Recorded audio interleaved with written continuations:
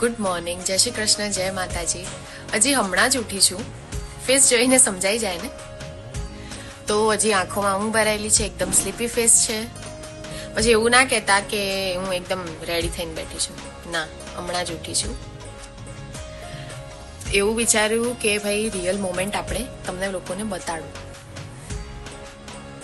તો હવે જોઈએ આગળના બ્લોગમાં. આ છે મારું રસોડું. મમ્મી ઉકાળી રહી છે ચા. શું કરે છે બેટા તું? વ્લોગિંગ ચાલુ કરી દીધા. શું વાત છે? તો અત્યારે બધી ઓડિયન્સ જોઈ રહી છે તમારી ચા. તમે ચા ઉકાળો છો. જેની ચા પીવી આવી જાઓ. તો આજે તમને એક સ્પેશિયલ વસ્તુ બતાડું. આ મારો પાલતુ પોપટ નથી, પણ પપ્પા રોજ આવે છે અહીંયા ડેલી યોગા આસન કરવા. તો એવરીડે આવી જાય છે.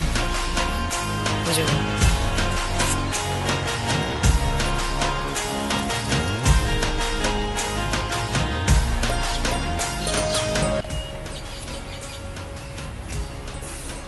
કેટલો ક્યુટ છે ને.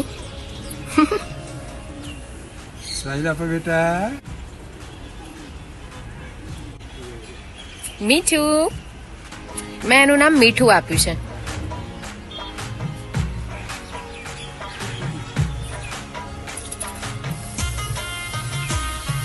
ડેલી આ રીતે ખાવા આવે છે આ.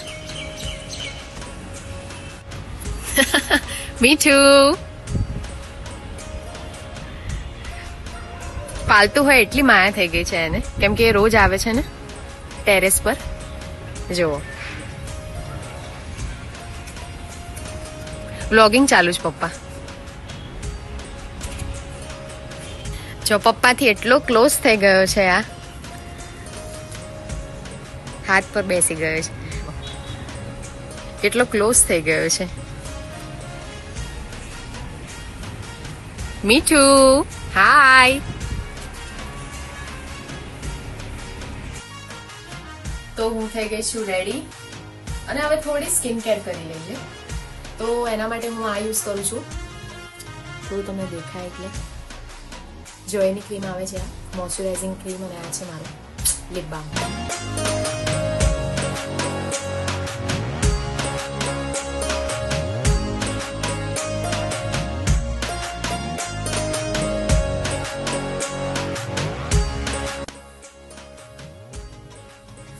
આનાથી સ્કિન એકદમ હાઇડ્રેટિંગ થઈ જાય છે. જો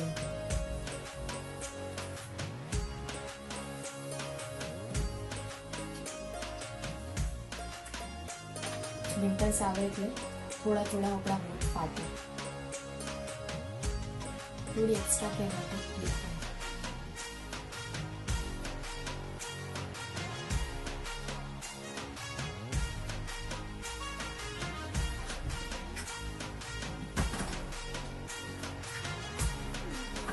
તો હું થઈ ગઈ છું રેડી. હવે કરીશ હું પૂજા.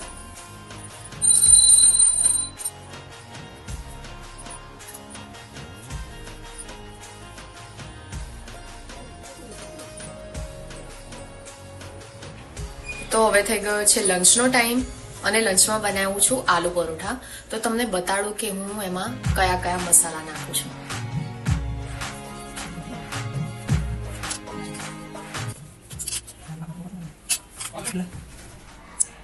થોડી હિંગ પણ નાખું છું જેનાથી ફ્લેવર સારી આવે છે. ટ્રાય કરી જોજો તમે લોકો.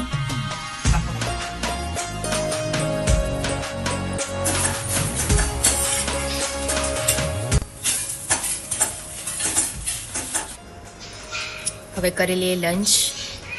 આલુ પરોઠા કેવા લાગ્યા છે મને કમેન્ટ્સમાં જરૂર કહેજો, અને કેટલાને ભાવે છે આલુ પરોઠા. મારા તો ફેવરેટ છે. સાંજનો ટાઈમ હોય એટલે હું આવું છું ટેરેસ ઉપર. આ છે મારું ટેરેસ અને હું અહીંયા બુક રીડિંગ કરતી હોઉં છું. સાંજનો આ સમય છે ને એક અલગ જ શાંતિ લઈને આવે છે.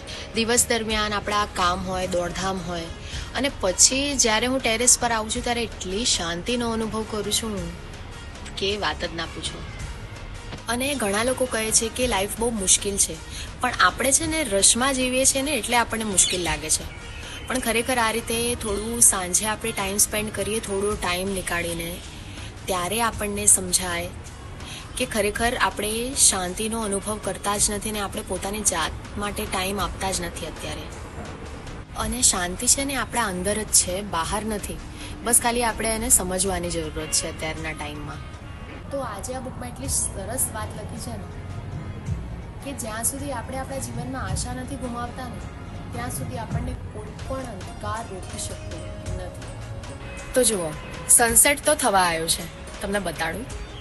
સૂરજ તો ડૂબી ગયો છે અને મનમાં એક રોશની પણ પ્રગટાઈ છે કે ભાઈ કાલે શું આવશે એની ચિંતા કરતા પહેલા આજની આપણે શાંતિને અનુભવીએ ને તો સારું, કેમ કે શાંતિથી જ શક્તિ જન્મે છે.